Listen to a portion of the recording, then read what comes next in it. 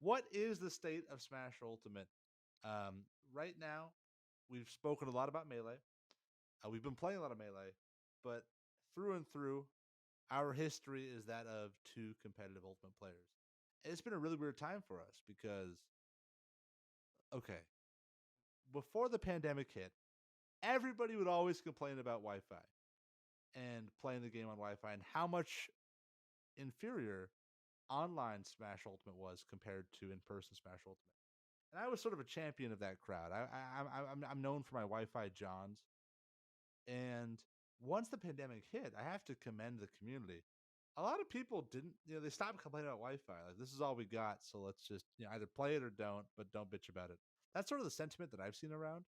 But what it's caused me to stop playing as much, frankly, because I still love Ultimate, but playing online, it just isn't at the same game to me. So anyway, what's your take on like the scene as a whole and your relationship with the game? To some extent, I feel uneducated to talk about the scene as a whole, which is something I actually wanted to get into. In the sense that I don't think I've been following it as vigorously as I did before. Before it was something that I feel like I could talk about very competently, but now I feel like I could talk about the melee scene fairly competently, but I just haven't had the interest because I don't play the game in following the ultimate scene as closely. But I can say that at the very beginning of the pandemic, I was trying. Like I did get into that mode. I was like, okay, this is all we got. I'm gonna try getting better at this game online. But what I was realizing was there's so many frame specific things as DK that were like decided in like 2 or 3 frames. For example, like DK's aerial hand slap to up smash has like a 3 frame window of execution on it. So there would be Mm, times where I would have to like change the way that I input it. There would be times where I'd miss it constantly because I didn't like buffer the input expecting the lag. And yeah, and so there's a lot all these things that I was training myself for that I knew I would have to untrain leaving the format and going to a local event, which made me, I think, just it made me realize like and also it made me start using techniques that I knew worked better and were less reactable to. Like, for yeah, example, DK's dash attack is way more obnoxious online because it's like incredible burst option, but it's becomes more telegraphed offline because you can react to it. And online, there's honestly yeah, places where you can't. yeah. There's It- just like 25, uh, you know, frames of unreactable input delay, and then y- suddenly yeah. you're being, yeah, And so you get like disgusting stuff that you knew you wouldn't be able to get offline, and it feels lame. Like DK's like cargo down throw on stage, it leads to like a tech situation at like 10%, and you can just get like 60% off of that, off of like the guaranteed miss tech because you know they're not going to hit the tech online. so so we'll get this like sick jab reset, like guaranteed jab reset like yeah, combo, and I know that I didn't necessarily deserve it, and so there's yeah, this weird. I lost. I fell out of love with the game because there were a lot of things that I was like, I'm just playing a different game at this point. And I think we did touch on this like early into the pandemic, but I just kind of want to reiterate that it made me feel like I was sinking my time into something that was like not going to pay off later. yeah. No, I see what you mean. It's like buying a cryptocurrency that you know is going to, not, it's going to. I'm trying to say explode, but that would imply that it increases in value. You get what I'm trying to say. It's like wasting time. And I felt I shared in your apathy there, Av. Um, Similar. I won't go into specifics, but there was just stuff with my characters where I felt like I have to change the way I play on a consistent basis to really adapt to the meta of online. And I'm sure I could have then adapted back into land, but it was just a style I didn't really enjoy as much on a truly competitive level. So, I do play quite a few characters that are good on Wi-Fi. Like Cloud, for instance, is a character I play, and I think he's great on Wi-Fi because he relies on set play. He holds advantage state, sort of can react to your option to cover a lot of things with his big old sword. There's very few sort of like very tight frame windows that you have to either hit or miss, and in general, the play style translates pretty well. So that's how I was able to cope for a while. But ultimately, no pun intended, For me, Ultimate is an amazing competitive game. It's an amazing game to play in tournament. It's very fun. You play it, different matchups all the time. It's very novel, and it just feels fun to play. It's quick, it's snappy, and just with the global input delay on top of the game, I think it's really hurt not only my love for the game, but a lot of people. I mean, you look online, now AV, now this is where you and I were doing some research ahead of this episode to see, okay, what actually is happening in the world of competitive Smash. Yeah. And we looked at the standings for the Smash World Tour, and we're like, who are these people? Like who? Like obviously there were some names we'd all remember, but there's been sort of a wave of online players who have really grinded, and all credit to them taking advantage of this period of time. And it just seems to be a different scene in a lot of ways. Different people have left, different people have come, and yeah, I know it's just a lot is shaken up in the world of competitive Smash. Yeah, yeah. In terms of like this the scene, I think it's still very much alive. Like there's like a lot of people. I don't think I share the exact sentiment that you did earlier that a lot of people have actually come away from complaining.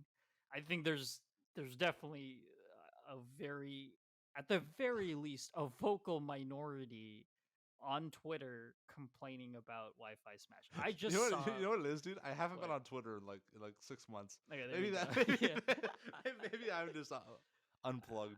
I think It's you've been been great. unplugged because I just like heard a like I just saw a tweet literally today from Zenu talking about yeah I'd rather like watch like two old men like like senile old men fight than watch like Oh, Smash Ultimate online or something like that. when you said, yeah, okay. I'm glad you I said fight. When you I'm, started forming that F, two old senile men fight.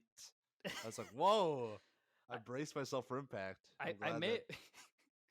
Uh, I may have not quoted it correctly, so if anyone don't hold me to that. It was something along the lines of that. Okay. But You're just throwing Zenu under the bus, man. Come yeah, on. I am. But What do you do? the point is I that have a like Zenu story actually. do you what's your Go what's ahead. your Go ahead, and then I'll do a Zenu story.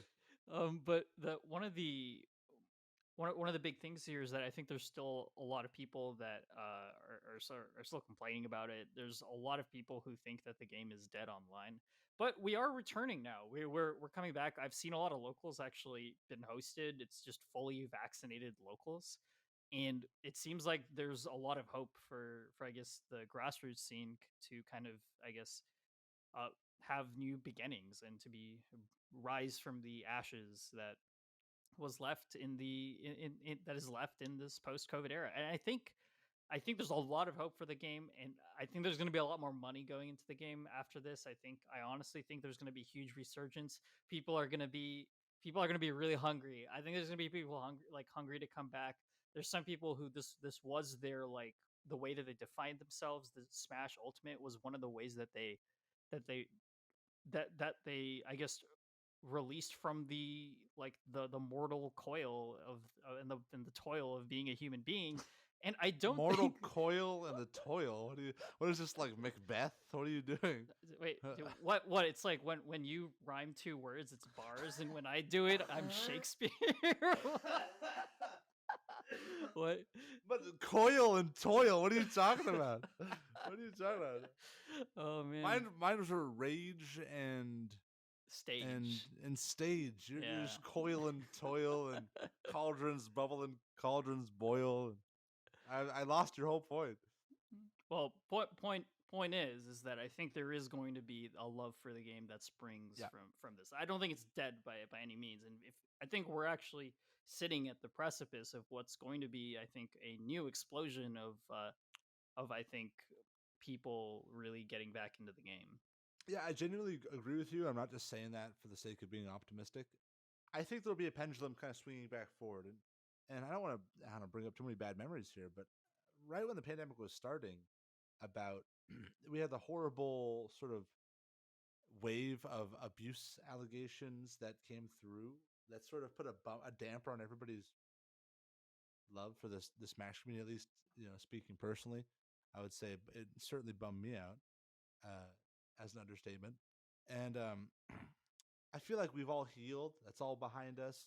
There's been a horrible time where we haven't been able to enjoy the scene. There haven't been these amazing, like live events, both locals and like awesome, majors that we could either tune into or like fly out to. Um, and I think we took a lot of those things for granted, like we did with many things in life before the pandemic hit. And I really think the pendulum's going to swing backwards. We're going to see more innovation, more creativity, and more enthusiasm in general for Smash events. And I'm excited to see it, man. I definitely will be participating, and I think that it's going to be a really fun time to get back into Ultimate competitively. I think the scene's really going to prosper. Yeah, I think I'm still gonna play. Like, I think once locals start up again, I'm still I tried playing like Ultimate offline, and it does feel amazing. Like when I Feels so it's so fun. It it feels is so so good. fun. I it's just online. So because like it's not like my love for the game disappears, like has disappeared when I go back to playing it offline. Yeah. If anything, it makes me appreciate how amazing the game is. Like when I play it offline. So I do think that I'm gonna return to it at least in a semi competitive nature. And I do think that it, like you mentioned, we did have this period of time where like a lot of these abuse stories and allegations were coming out, and I do think that it was good that we spent that time to heal. Although I think something that I hope, I really hope, and this kind of a message out to organizers and anyone that's going to start attending locals, that we don't kind of like rest on that, because that was more of like we saw the underbelly, we saw the iceberg beneath the water. Now we kind of have to like be proactive at like saying, okay, this is probably going to Oh happen yeah. again. Yeah, Yeah. let's start saying, let's be super proactive about these things. Not saying that you weren't saying that. I'm just saying that we should take it one step further. When we go to local events, we can use this as an opportunity to say, let's make this a super safe and awesome space for everyone to basically enjoy the game. So we can like say that we've learned from it, right? We've learned and healed from the last time, but let's like, I guess, fix forward now. Like let's go ahead and just make sure that this is going to be a place where I guess parents at the end of the day are comfortable sending their kids, where everyone feels like they can, like where everyone feels like welcome regardless of who they are as a person. I think that's like that this is going to give us that opportunity to do, and that's also what really excites me about this. I agree. I think we Yep. should be voices for that. I think that's a sentiment that, again, I haven't been on Twitter, so maybe everybody's saying that. But it's a sentiment that I think needs to be shared. That, hey, like, let's not forget about the lessons we've learned. Like, and but not just with regard to protecting vulnerable people in our community, but also in terms of adding additional elements to tournaments, like trying new things. Like, I'd like to have more side events, have more sort of Hmm. community events where it isn't just tournaments. Maybe there's there's league play. Maybe there's there's a practice night. Maybe more like AV. You used to be a TO back in the Smash 4 days. I always loved your approach to TOing because you would do every other week. We'd have like fun side events that people genuinely showed up for. It wasn't just about being on PR. It was about making memories. I don't know. Just like I'd like to see some passion injected into because there's going to be passion. Passion will be there when we return to the game because people will be enthusiastic to return. So direct that passion towards meaningful, fun, innovative formats, and I think people are gonna have a blast. Frankly, Yeah, I was surprised at how many people actually enjoyed like the reverse mains tournaments, or like the low tier tournaments, or yeah, and the low tier that was fun. yeah, Low tier, I like yeah.